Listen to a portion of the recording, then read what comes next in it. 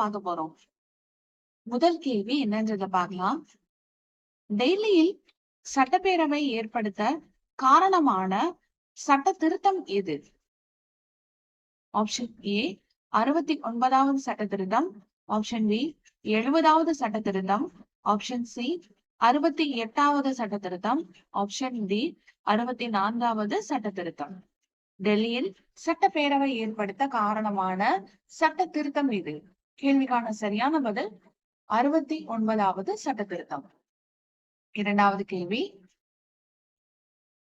எந்த கிரகம் சூரியனுக்கு மிக அருகில் உள்ளது?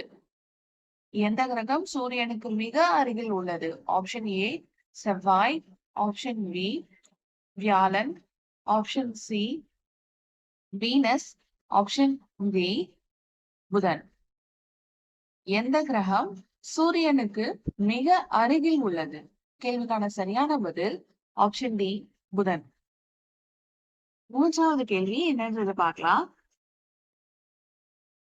தமிழில் சார்பெழுத்துக்கள் மொத்தம் எத்தனை வகைப்படும்?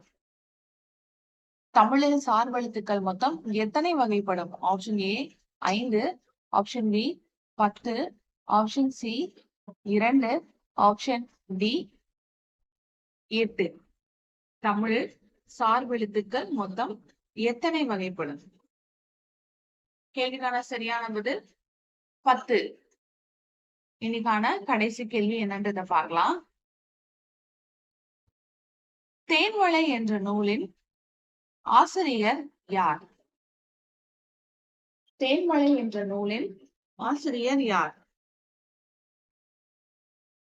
Option A Kalyanji, option B Sirpi Balasubramaniam, option D Basavaiah. தேன்மழை என்ற நூலின் ஆசிரியர் யார்? கேள்விக்கான சரியான பதில் ஆப்ஷன் ஏ சுரதா.